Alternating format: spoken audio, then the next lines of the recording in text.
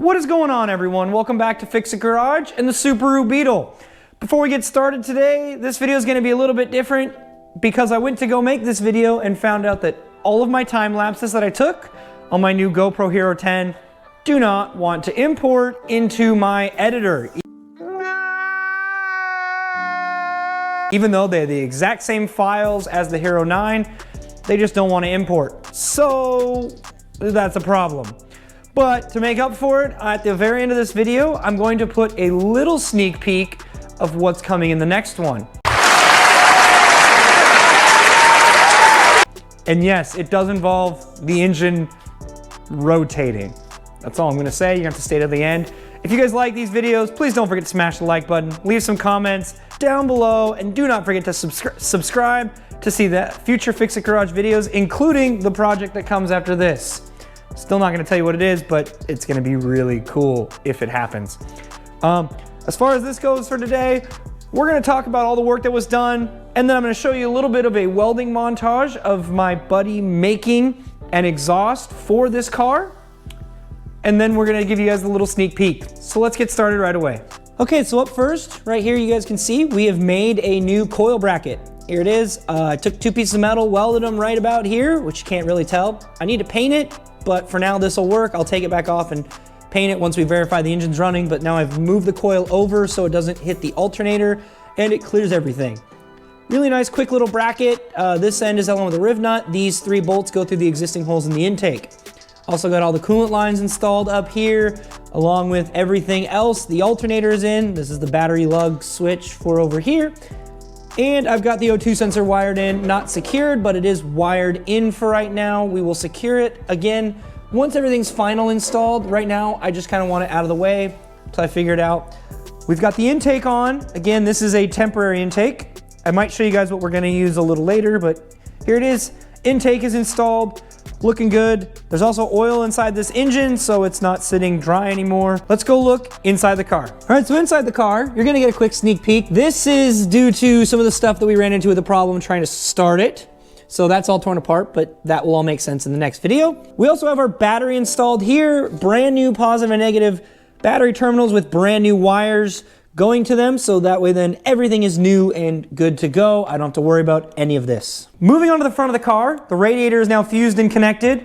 We have ourselves a nice coolant overflow courtesy of Rain Energy Drinks. Not sponsored by them, but good energy drinks. Everything up here, we've added our fuses in up here and double checked all of our wiring up here. Moving underneath the car, you will see that the cooling system is all installed. All the way from the front to the back, everything's connected. There's a little bit of coolant in here right now and it's not dripping out, which is a good thing. So I think the cooling system's going to be okay. So as far as the build on the car goes, it's done. It's finished, completed. Nothing more left to do other than the fact that it's not done. We've got a couple issues to figure out. One was the fact that the car wouldn't start. When I got it done, went to go start it, would not start. I'll be honest with you, the starter wasn't turning. Didn't engage, no power to the starter solenoid. And that baffled me for a little bit. And I'm thinking to myself, I know I followed the diagram right. It's simple, it goes from the key to the solenoid. Why isn't the starter spinning? I figured if anything, the starter would spin and it wouldn't run. You know, normal things. Turns out it was a really dumb thing. The key wasn't turning far enough on the starter, the key wasn't turning far enough in the ignition to actually engage the starter on the ignition switch. And we can't fix that part. I looked at it, can't figure out why it's jammed up, but we will prevail. I'm gonna do it differently now. Instead of doing it through the key, we're gonna use the key and a button to start the car. So he's gonna turn the key, push a button, car's gonna start. Yes, I know, very race car-like. It's okay though. That's gonna fix the problem. We're gonna build that in the next video. Now let's talk about the exhaust, because I do have some build video of the exhaust being built. So let's talk about that. Before I show you the exhaust we're building, this is the exhaust that you're going to see when we start the car. This is the Good Neighbor exhaust. As you can see, it's just a nice piece of pipe with a cat and a muffler in it. This should help keep the sound down to not make my neighbors all mad, because I like my neighbors, don't want to make them mad, so we're going to run this exhaust. As far as the exhaust for the car, here's the exhaust, the Subaru header manifold. We've cut the flange off and we've cleaned this up. Wonder why we did that. What's going to go here? Well, I'm going to show you guys.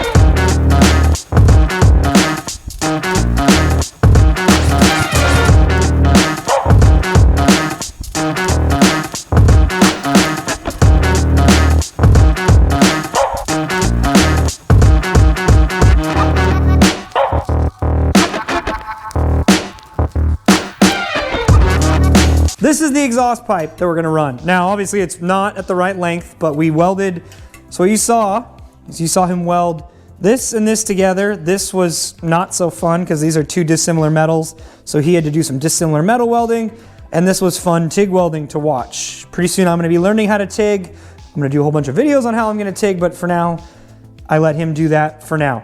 So we have all this pipe left, and this is where I'm gonna leave it to the viewers. And also, I might change my mind and not do it, but let's show you guys a couple ideas when we're running around for the exhaust. Okay, so you're gonna have to kind of visualize because obviously this is too long and this is the wrong exhaust. So we have a few ways we can do it.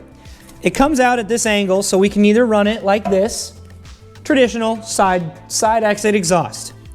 We could get an elbow, whoops, and we could have it kind of, you know, come straight back, like have it go through a 90-degree bend and come straight back. It's gonna require us to get some more pipe. It's gonna be a little difficult, you know, not the greatest thing ever. Or, I had a friend suggest this and I don't know how I feel about it. He wants like this with maybe a tractor flap over the muffler. Yeah. I have weird friends, I know. So if you made it this far in the video, let me know down in the comment section below. Do you want a side dump or an up exhaust with a tractor flap? I may listen to you, I may not. It's also gonna be up to the owner, so we'll see. But let me know in the comment section down below if you made it this far in the video. Unfortunately, this was not the video I wanted to give you guys. Lost all the working parts, which sucks. You guys got to see some welding, which is always fun to watch, but I lost some of the good parts, which really bums me out. I am going to be making sure I do only time lapses on my Hero 9 until I figure out what's going on with this. We'll get it figured out. Luckily I caught it on this video, so the startup video isn't harmed. But that is gonna do it for today, guys. Wait. Oh, you guys, a sneak peek. Check this out real quick. All right, here we go. Holy crap! I did it! Hey! I hot wired a car! Now do it again for a little longer though. Let's see what it actually does it. Sounds kind of weak. You ready? Yeah. Are you ready, kids? Okay, stop. All right. Was that not a good sneak peek, everybody? Told you. This thing's gonna run. That was just hot wiring the 12-volt source to the starter to make sure the starter spins. If I had had the accessory power hooked up and the PCM plugged in, this thing probably would have fired right up. Think about that, guys. We're that close to getting this thing running. We do have electrical gremlins we'll have to work out after the fact, which we'll talk about in another video. But right now, we're just going to enjoy the fact that this thing cranks.